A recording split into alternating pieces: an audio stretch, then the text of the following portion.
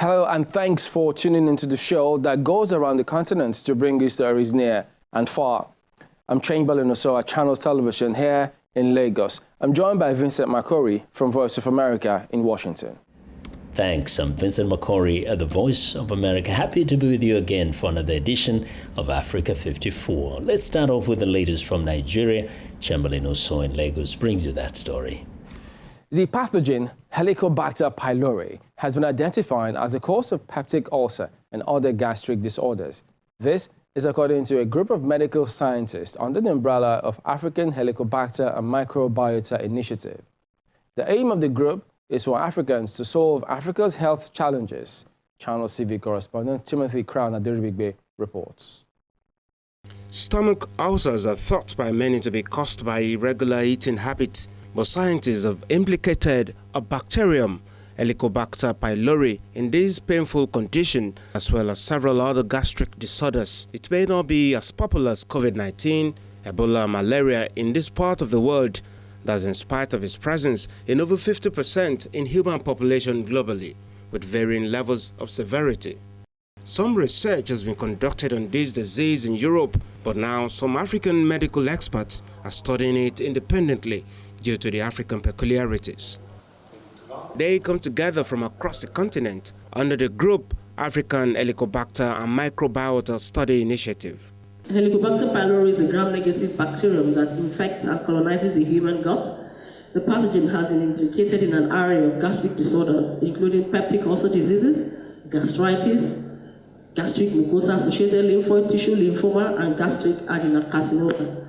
It was discovered by Warren and Marshall in 1982. The incidence of H. pylori infections, as it is also called, is said to be as high as 80% on the continent, and these experts are certain that localizing the research will provide needed continent-wide solutions. I know of a case of infection that was taken to Harley Street in the UK, and Harley Street is one of the best places in the UK. And the person came back, still not well treated. And when he went to loot, and got to the people who are Africans, they gave the right kind of treatment, and within 1 week, what we took to Ali Street was treated in Nigeria, which means Africans will know the problem of African better. We gathered here to offer some solutions customized to African countries. For example, the economy in Africa is different from the economy in Europe and America. Also, the antibiotics present here may not be the same like in America or in Europe. Some antibiotics are available in America and Europe, and they are not available here. So some antibiotics are effective in our population in Africa that may not be effective in Europe and America. Considering its danger, the researchers are planning to engage locusts rather than wait till cases are reported. Any infection that will cause cancer may be termed a killer disease. And even if peptic ulcer may not kill directly, but the complications of it, that H. pylori causes, may kill the patient too. For example, upper gastrointestinal bleeding. Those who have peptic ulcer disease from H. pylori may have upper GI bleeding, in which they may vomit blood, stool blood, and this is really life-threatening. This is a good start. We have a long way to go. There's much to understand about this bacteria, particularly in our context in Africa. So hopefully it won't be too long before the community sees the benefit. But I think it starts with understanding what we are dealing with, which up until this point we really don't know. We have very sparse data, and our work and our mission is to try and understand this better. Members of the board are sworn in under various subunits of epidemiology, diagnosis, indications and prevention, as well as treatment working groups. Timothy Crown-Adiribigbe, Channels Television News. Joining us to discuss more on that is the president of the African Helicobacter and Microbiota Study Group, Professor Stella Smith. Thank you for joining us on the program today. Thank you very much. Now, we understand that African researchers are coming together to research this particular disease. Tell us about this. Well, Helicobacter pylori is actually the causative agent of gastritis, like inflammation of the stomach, peptic ulcer diseases. I'm sure a lot of people have heard about ulcers, but we've never actually known the pathogen, Helicobacter pylori, that causes those ulcers. and there is also a causative agent of gastric cancer. And so it was discovered in 1982 by Warren and Marshall, and they were given the Nobel Prize for Medicine in 2005. This particular pathogen is quite deadly in the sense that in some cases it leads to gastric cancer. In 5% of cases in countries where gastric cancer is of high prevalence, countries like Japan and Korea. But in Nigeria, we have cases of peptic ulcer diseases. But usually the organism does not cause most symptoms, but in 10 to 15% of cases, it causes peptic ulcer diseases. H. pylori is responsible for 90% of duodenal ulcers and 70 to 90% of gastric ulcers. And its prevalence in Africa as a whole is 80%. So it's quite high. But a lot of people do not really know much about this organism because it's not Ebola, it's not coronavirus, it's not malaria, it's not TB, it's not HIV. So in terms of funding, it's not as, the funding is little compared to all those other pathogens that I've just discussed about. So our group met, we decided to look into these areas where we can kind of fill the gap in terms of research to try and see how we can get the pathogens, morbidity and mortality to a very low level. And apart from causing ulcers, there are some drugs that are called non-steroidal anti-inflammatory drugs, such as cataflam, such as aspirin, such as diclofenac. Those ones actually cause ulcers when you take them on an empty stomach. And that's why when people have pain, is an anti-inflammatory drug. When people have such pains and they tell them to take such drugs, they ask them to always eat before taking those drugs. But aside from that, H. pylori causes 90% of those ulcers. Clearly, this has wide implications. But is your intervention, or the group's intervention, limited to just research? No, we are looking beyond research. For example, we are looking at a survey of Helicobacter pylori management in hospitals across the African continent. And one of the things we're doing is to want to check how do the doctors or gastroenterologists prescribe drugs or are able to diagnose Helicobacter pylori when the patient comes in. And so the idea is we want to prevent misdiagnosis and probably to reduce, to give the correct treatment and management for Helicobacter pylori. So that aside, on the other side, we plan to do what you call the clinical trials. Now, looking at the local drugs that we have available, because the European standard, there are some drugs that we cannot get in Africa. So we are looking at doing clinical trials on the local drugs that we have available that could be used for the treatment and management of this particular pathogen called Helicobacter pylori. And we are also looking at creating awareness about the prevalence of Helicobacter pylori in Africa. I'm probably sure that you are hearing H. pylori for the first time. And so that's why we're trying to create awareness that this pathogen is about 80% prevalence in African countries. And we also want to mention the risk factors like overcrowding. You know, when you live like 6 or more people in a room, that's a risk factor. Also our environment, the dirty environment, because really it's transmitted by fecal, oral, or oral. Sometimes a little percentage is by genetic transmission. So we want to make sure that we create awareness about what this pathogen is all about and how we are working towards making sure that things are done properly. Apart from that, usually when people are diagnosed with H. pylori and they test them, when the patients are given the treatments, they don't come back. And that cuts across the whole of Africa. So we never get to know whether the infection was actually eradicated from the patients or not. So what we plan to do is to instill guidelines that would tell people that once you treat for H. pylori, you come back after 4 weeks to screen for eradication. So those are the things we're doing aside from research as well. That's quite interesting. But before the group came together to look at this, how were people being treated? Well, some of them were looking at some European guidelines or from what they probably learned in school, and sometimes they give the wrong kind of drugs, and there are also misdiagnoses in the kind of treatment they give. They probably not think it's H. pylori. They probably think it's some other pathogen. I'll give you a typical example. When I started this, I had a German funding in 2010. One of the patients came to me and said her doctor said she has ulcers and they're not treatable. And I told her, I said, as long as it's caused by Helicobacter pylori, they are treatable. So we started screening her, and we discovered that she had copious amounts of H. pylori in her system. And she'd been trying to treat them, and she was just giving what you call the PPIs. The PPI will just suppress the acid in the stomach. They don't actually treat the bacterium. So you need to have two or more antibiotics to treat the bacterium aside from the proton pump inhibitors called PPIs. So when she started with us, within 5-6 months, she got the H. pylori eradicated. But that's why the group is out there to reach out to people, to create awareness, to tell them that it's not just ulcers that cannot be treated, but that ulcers caused by H. pylori can certainly be treated. So before the group came up with this, we understand the European version was there about 30 years ago. So what significant difference or key or new things is the group looking to highlight? Yeah, we are keen into the European Helicobacter microbiota study group. There are various other study groups. We have the Toronto Consensus in Canada. We have the American College of Gastroenterology in America.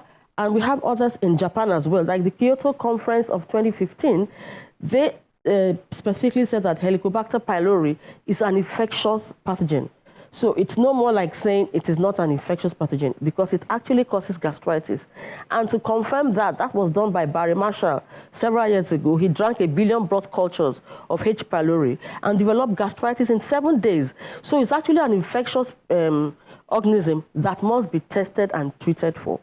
And so the European people started off very small, and they developed guidelines. So what we are doing is like a kind of follow-up to the European Helicobacter pylori, Helicobacter microbiota study group, but in Africa this time around. So we are trying to develop guidelines that would help in actual prevalence of Helicobacter pylori, looking at the treatment, the diagnosis, the proper diagnosis of Helicobacter pylori in Africa, and then the management of Helicobacter pylori and associated complications from it in Africa. So that's what we're doing.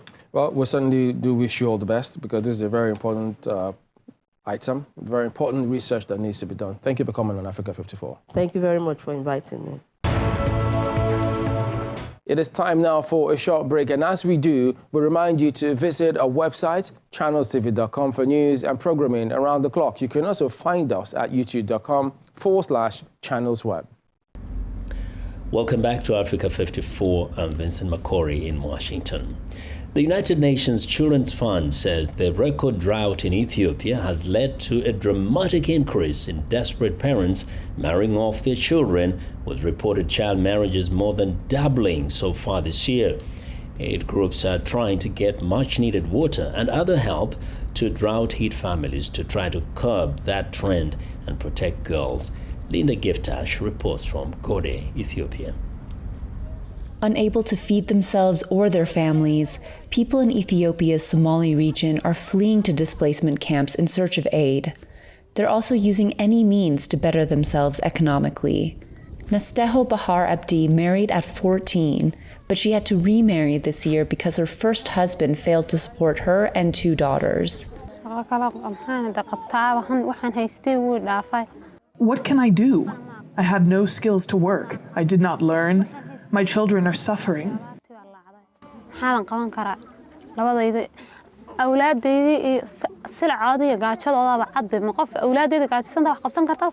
Girls getting married before they are 18 is common culturally throughout the country.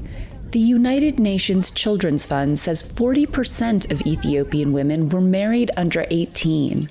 Faced with economic pressures from the drought, experts say marrying daughters can be a form of relief to families by having one less mouth to feed and gaining a bride price. where the drought had hit and was sort of notified as the hotspot Waridas, we saw like 63% increase. And of course, these are sort of anecdotal, what we picked up from the different Waridas and talking to the communities. But the fact that that number itself gives a pretty scary situation about children. Waridas are districts within a state. UNICEF says surveys suggest child marriages have doubled in the region, but cases could be even higher.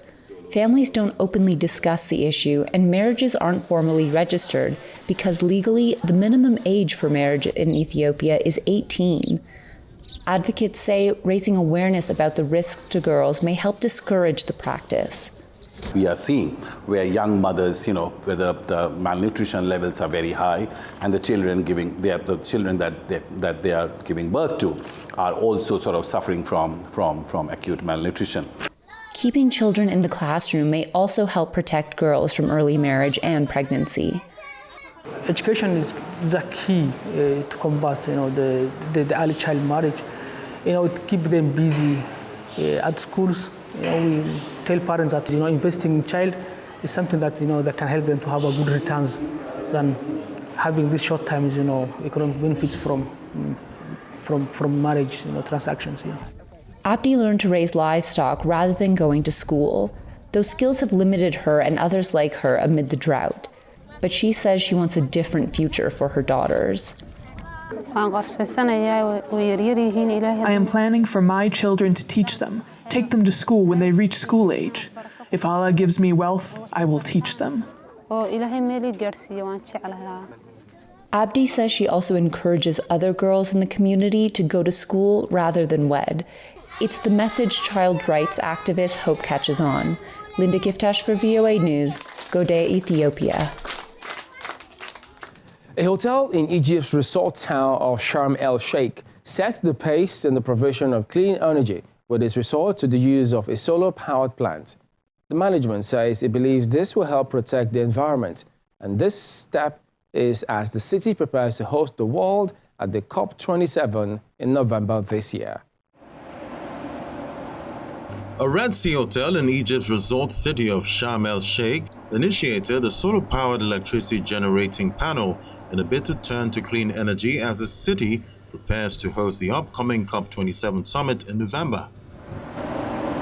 Royal Albatross Modena Resort started to partially depend on a 1 megawatt solar power plant on the rooftop, prompting significant improvements in cutting carbon emissions and rationalizing consumption. The main reason behind building this solar energy plant is to protect the environment because this 1 megawatt solar power plants that have been established saves 140 tons of CO2. Secondly, from an economic point of view, it saves around 30% of the hotel's consumption of electricity for every 1 megawatt. The Cairo-based project developer, Solar Soul Energy Company, aims to maximize on the high sun isolation Egypt requires. For Corona, COVID-19, it is very beneficial environmentally and economically. It will also add to the value of the hotel because of the low carbon footprint and high oxygen levels. Each 1 megawatt solar power plant saves around 1,300 tons of CO2 emissions per year. This creates a healthy community. The low running cost of clean energy comes at a time when Egypt is struggling with lower tourism revenues amid Russia's invasion of Ukraine last February, which Moscow calls a special military operation. Ukrainian and Russian tourists had made up 31% of visitor numbers to Egypt before the war. Egypt takes over presidency of the UN climate talks from Britain. The summit takes place from November 7 to 18th in Sharm el-Sheikh. On May 19th, Egypt announced its National Climate Strategy 2050, which included plans to rely on renewable energy and to expand solar and wind projects. Welcome back to Africa 54. I'm Vincent McCory in Washington. Zimbabwean villagers displaced more than a decade ago to make way for a joint government and Chinese-run diamond mine are still waiting for promised compensation and proper housing. Columbus Mavunga reports from Mutare, Zimbabwe.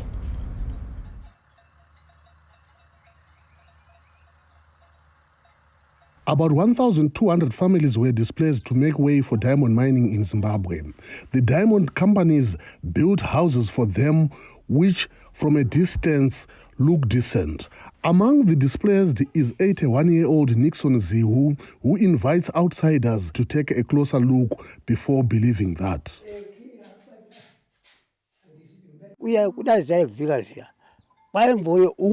I wish one of them would come and spend a night in the house so they actually feel it, because just mere talking doesn't make them understand. So they must come and sleep in there.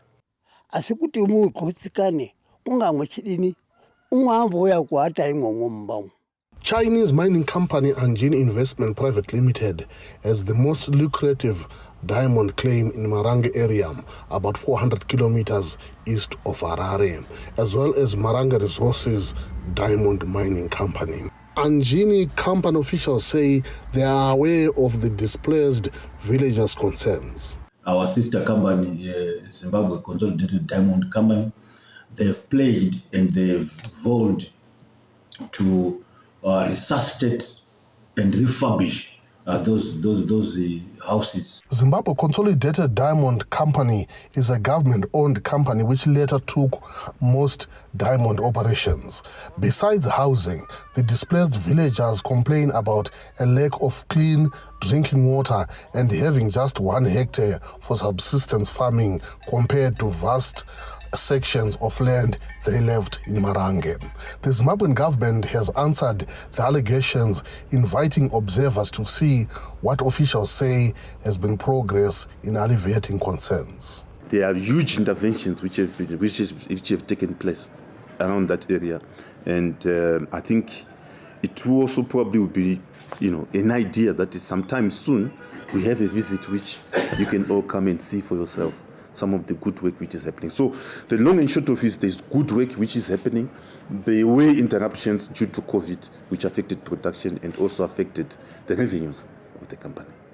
When reporters visited the area, there was no evidence of any work taking place. Meanwhile, Zihu is keeping up his calls for government officials to come and experience his miseries. Columbus Mavunga for VOA News, Mutare, Zimbabwe. And the final story is from Sudan, where you meet Patricia Al-Haj, first Sudanese woman to participate in an African championship in martial arts.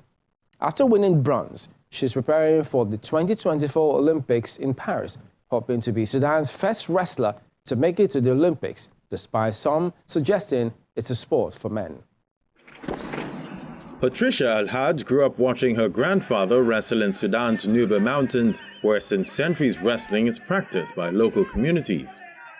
Years later, Haj has become the first Sudanese woman with a shot at the Paris 2024 Olympics.